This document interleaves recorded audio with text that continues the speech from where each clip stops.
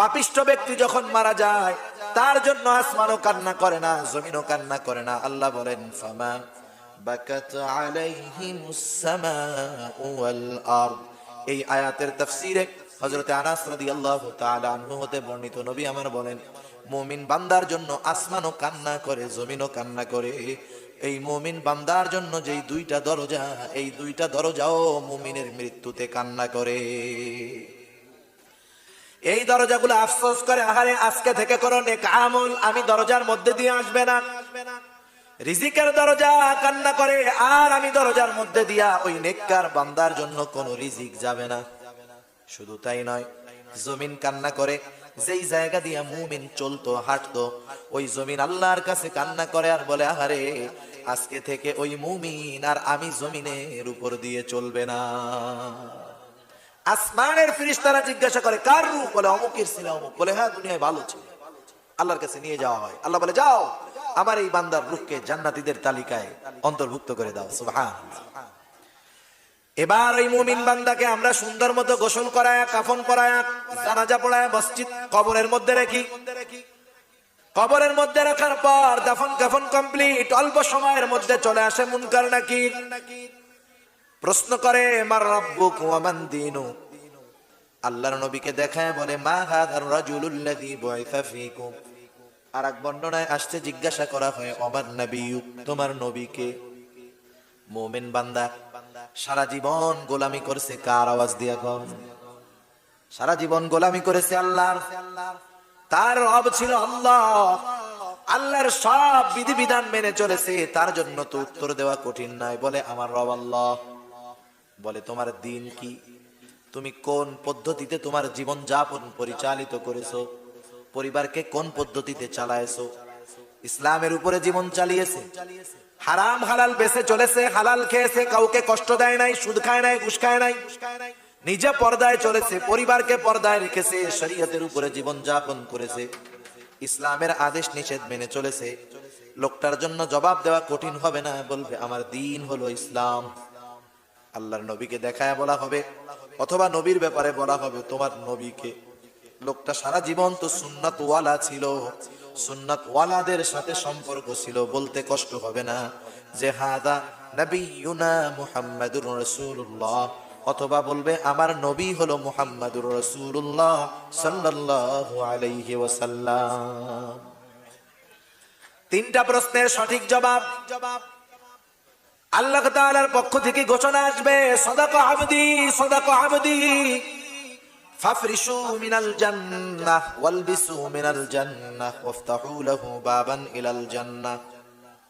আমার এই বান্দা সত্য বলেছে, সত্য বলেছে, জান্নাতের পোশাক এনে তাকে পরায় দাও, জান্নাতের বিছানা তার কবরের মধ্যে বিছায় দাও, জান্নাতের সাথে তার কবরের সাথে একটা দরজা খুলে দাও।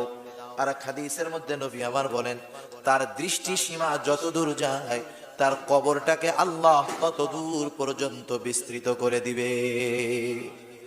আর এক হাদিসের মধ্যে আসছে নবী আমার বলেন ওই লোকটা তো কবরের মধ্যে একা থাকবে, লম্বা সফর, সফরের সময় যদি সাথে বিশ্বস্ত একজন বন্ধু থাকে সফরটাতে কষ্ট কম হয় না বেশি হয়? সফর কম হয়। হঠাৎ সে দেখতে পারবে একটা সুদর্শন যুবক তার দিকে আসতেছে। লোকটা জিজ্ঞাসা করবে ভাই তুমি কে, কি তোমার পরিচয়? ওইবার ওই লোকটা সুদর্শন যুবক বলবে তুমি কি আমাকে চিনতে পারো না? আমি তো তোমার খুব কাছের মানুষ। বলেন আমি তো চিনি না। বলে শোনো আমি হলাম তোমার দুনিয়ার নেক আমল, তোমার নেক আমল গুলাকে আল্লাহ সূরাত দিয়া তোমার কাছে পাঠিয়ে দিয়েছে, তোমার ভয় নাই, তুমি এখানে একা নয়, আমি তোমার সাথে আছি, তুমি চিন্তা করো না, আমি তোমাকে জান্নাত পর্যন্ত না পৌঁছায়া তোমার থেকে আলাদা হব না। আর এক হাদিসের মধ্যে আসছে নবী আমার বলেন ফেরেশতাদের প্রশ্নের জবাব যখন সঠিকভাবে কোনো ব্যক্তি দিয়ে দিবে, ফেরেশতারা বলবে নুম কানাউমিল আরুস, তুমি ঘুমাতে থাকো যেমন করে নতুন দুলা ঘুমায়। প্রশ্ন হতে পারে একজনের ক্ষেত্রে কি সবগুলা হবে নাকি? হতে পারে, এক একজনের ক্ষেত্রে এক এক রকম হবে, সবগুলাই তো ভালো, ঠিক কিনা বলেন? যদি দুলার মতো ঘুমানো যায় তাও ভালো। একজন নেককার বন্ধু যদি আমার কবরের সফরের সঙ্গী হয় তাও ভালো। এবার বদকারটাকে কবরে রাখা হবে, আমরাও তো ওই বদকার, ওর জানাজা পড়বো, কাফন দিব, ওর জন্য দোয়া করে ওরে কবরে রাখবো। ওই বদকারের কাছেও আসবে মুনকার নাকি, নীল চক্ষু বিশিষ্ট মুনকার নাকির হাদিসের মধ্যে আসছে। আয়েশা প্রশ্ন করবে, মার রব্বুক, সারা জিন্দেগি দুনিয়ার মধ্যে রবের বিরোধিতা করছে, রবের আইন ভালো লাগে নাই, কোরআনের আইন ভালো লাগে নাই, মধ্যযুগীয় আইন মনে হইছে, কোরআনের কথা শুনতে ভালো লাগে নাই, কোরআন শুনতে দেয় নাই, কোরআন শুনতে বাধা দিয়েছে, আল্লাহর আদেশ তো মান্য করে নাই, অন্য কেউ মান্য করতে বাধা দিয়েছে। ও কেমন করে জবাব দিবে আমার রব আল্লাহ? কারণ ও তো রব বানাইছে আব্রাহাম লিঙ্কনের গণতন্ত্রকে, ঠিক কিনা বলেন? ও তো রব বানিয়েছে শয়তানকে, দুনিয়াকে। ও জবাব দিতে পারবে না, ও বলবে লা আদরি, আমি কিছুই জানি না। এবার ওকে জিজ্ঞাসা করবে, তোমার দিন কি?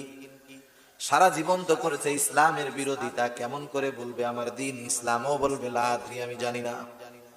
আল্লাহর নবীকে দেখায় বলা হবে, এই ব্যক্তিকে যাকে তোমাদের কাছে নবী হিসাবে পাঠানো হয়েছিল।